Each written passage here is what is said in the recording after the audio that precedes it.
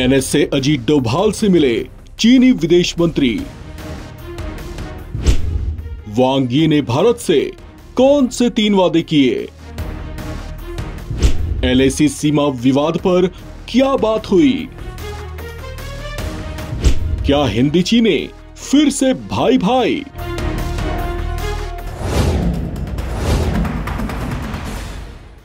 भारत और चीन के बीच एक बार फिर से करीबी बढ़ रही है। दोनों देशों में फिर से रिश्तों की गर्माहट बढ़ रही है।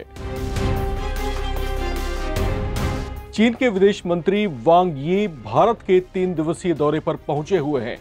वांग यी भारतीय विदेश मंत्री एस जयशंकर से मुलाकात के बाद भारत के राष्ट्रीय सुरक्षा सलाहकार अजीत डोभाल से भी मिलने के लिए पहुंचे।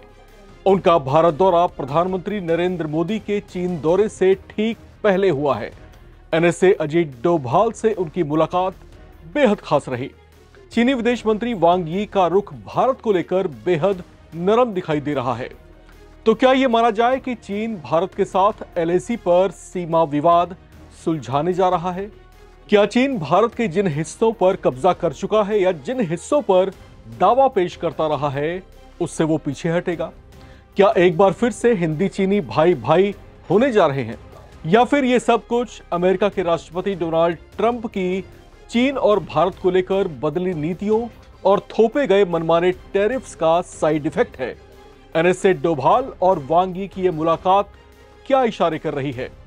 नमस्कार, मैं हूं राम विश्वकर्मा। आप देख रहे हैं राम की रिपोर्ट। राष्ट्रीय सुरक्षा सलाहकार अजीत डोभाल और चीन के विदेश मंत्री वांग यी के बीच भारत चीन सीमा विवाद को लेकर बातचीत हुई है। दोनों की यह मुलाकात 24वें दौर की स्पेशल रिप्रेजेंटेटिव वार्ता के तहत हुई है, जिसका विशेष मकसद लाइन ऑफ एक्चुअल कंट्रोल पर तनाव कम कर शांति स्थापित करना और भारत चीन के बीच सीमा विवाद का समाधान करना है। अब तक हुई बातचीत और इन प्रयासों को एनएसए डोभाल ने बेहद सकारात्मक बताया है। उन्होंने कहा है कि दोनों देशों के बीच संबंधों में सुधार आ रहा है, साथ ही सीमाओं पर भी शांति है। डोभाल ने कहा कि कजान में आयोजित ब्रिक्स समिट के दौरान पीएम मोदी और चीनी राष्ट्रपति शी जिनपिंग के बीच बनी सहमति से ये सब कुछ मुमकिन हो पा रहा है। उन्होंने दोनों देशों के बीच आपसी सहयोग बढ़ाने की भी उम्मीद जताई है। चीनी विदेश मंत्री की इस मुलाकात को लेकर एनएसए डोभाल ने एक खास बात बताई। उन्होंने कहा कि भारत और चीन के बीच डिप्लोमेटिक रिलेशंस को 75 साल पूरे हो गए हैं। ऐसे में दोनों देशों के लिए ये उपलब्धि उत्सव मनाने का समय है। इस मौके पर वांग यी ने भारत से 3 वादे भी किए। वांग यी ने कहा कि वो भारत की 3 चिंताओं को जल्द दूर करेगा, जिसमें पहला, भारत की फर्टिलाइजर की मांग को पूरा करना है। दूसरा, सुरंगों को खोदने वाली मशीनों की जरूरतें पूरी करना है, जबकि तीसरा, रेयर अर्थ मिनरल्स उपलब्ध कराना है। वांग यी ने इससे पहले भारतीय विदेश मंत्री एस जयशंकर से भी मुलाकात की थी। उस मुलाकात में एस जयशंकर ने भारत और चीन के बीच तनाव को कम करने की प्रक्रिया को आगे बढ़ाने पर जोर दिया। उन्होंने चीन को साफ साफ ही संदेश भी दिया कि दोनों देशों में किसी भी गति का आधार बॉर्डर एरियाज में आपसी शांति और सौहार्द ही होगा। वांग यी के भारत दौरे से कुछ समय पहले ही भारत में चीन के राजदूत शू फेइहोंग ने अपने एक बयान में कहा था कि उनका देश भारत के साथ विवादित मुद्दे, जिनमें बॉर्डर मैनेजमेंट भी शामिल है, उसे बेहतर बनाने और उस पर चर्चा करने के लिए तैयार है। जिसके बाद ये चर्चाएं उठ खड़ी हुई थी कि क्या ये भारत की चीन के ऊपर बड़ी कूटनीतिक जीत है? क्या गलवान में भारत के कड़े रुख और इन 5 सालों में भारत की सख्ती से चीन झुकने लगा है? और क्या ये कहीं अमेरिका से बढ़ते चीन के विवाद का साइड इफेक्ट तो नहीं है, जिसके बाद उसने भारत के साथ संबंध सुधारने की कोशिशें शुरू कर दी हैं?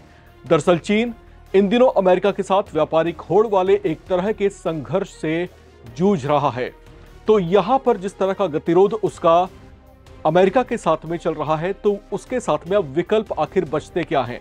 उन विकल्पों की तलाश चीन जो है पुरजोर तरीके से करने में जुटा हुआ है।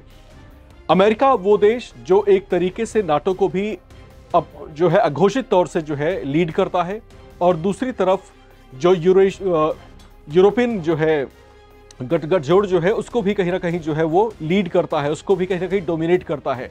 तो ऐसे में एक तरह का उसका जो आधिपत्य है उसके ऊपर पश्चिमी देशों पर, तो वो जो है चीन के लिए व्यापारिक दृष्टिकोण से कहीं ना कहीं जो है एक तरह की चुनौती पेश करता है। अब क्योंकि चीन जो है एक बढ़ती हुई आर्थिक शक्ति है और जिस तरह की गतिविधियां चीन की ओर से जारी हैं और जो टारगेट्स उसके दिखाई देते हैं, उसका जो लॉन्ग विजन दिखाई देता है, उससे कहीं ना कहीं साफ तौर से यही जाहिर होता है कि चीन आने वाले कुछ दशकों में जो है दुनिया पर राज करने की मंशा से ही आगे बढ़ रहा है और उस रणनीति पर काम कर रहा है। लेकिन उस रणनीति पर काम करने के बीच में आने वाली जो तमाम हर्डल्स हैं, उसे वो किस तरीके से खत्म करेगा, उसे किस तरीके से वो समाप्त करेगा, वो एक बड़ा प्रश्न उसके सामने खड़ा है। ये बातें जो है अमेरिका भी सही तरीके से जानता भी है और समझता भी है।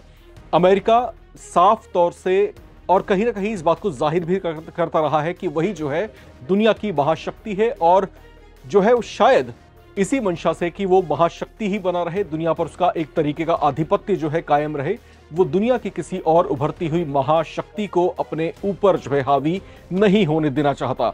वो जानता है कि आने वाले कुछ दशकों में चीन वो देश बन सकता है जो प्रत्यक्ष तौर से अमेरिका के लिए एक बड़ी चुनौती पेश कर दे, और ऐसा भी हो सकता है कि डॉलर के मुकाबले जो है चीनी युआन जो है वो जो है उसका जो मूल्य है वो ज्यादा बढ़ जाए। हालांकि भविष्य के गर्त में क्या कुछ छिपा है वो अभी इससे कुछ कह पाना जो है या फिर उसकी पुष्टि कर पाना संभव नहीं है।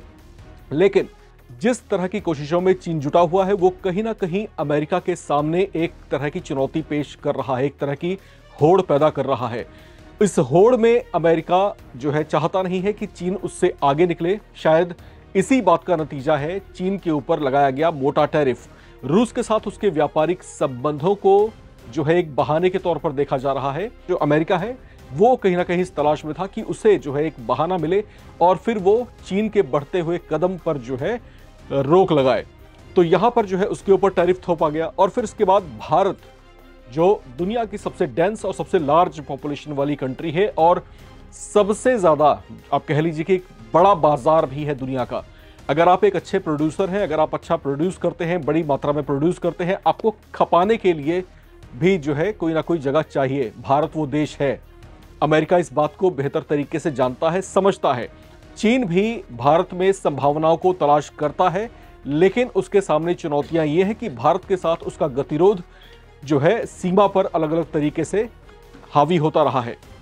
गलवान में 5 साल पहले जिस तरीके से भारत और चीन के सैनिक आपस में भिड़ गए थे और फिर जो है ये पूरा घटनाक्रम पिछले 5 सालों का आपके सामने खुली किताब के तरीके से है कि किस तरीके से भारत ने जो है चीन को रणनीतिक तरीके से घुटने टेकने को मजबूर किया। मजबूर शब्द का इस्तेमाल मैं सिर्फ इसलिए कर रहा हूं क्योंकि जो पहल है रिश्तों को मधुर बनाने की वो कहीं ना कहीं उसका जो स्ट्रेस है कहीं ना कहीं चीन के नेताओं में जो है दिखाई दिया है और उन्हीं की तरफ से ये पहल थी, उन्हीं के ये शब्द थे कि हम चाहते हैं कि भारत के साथ संबंध वापस पटरी पर लौटाएं और जो सीमा विवाद है उसको हम दोनों देश मिलकर के आपसी सहमति, आपसी रजामंदी से हम दूर कर लें।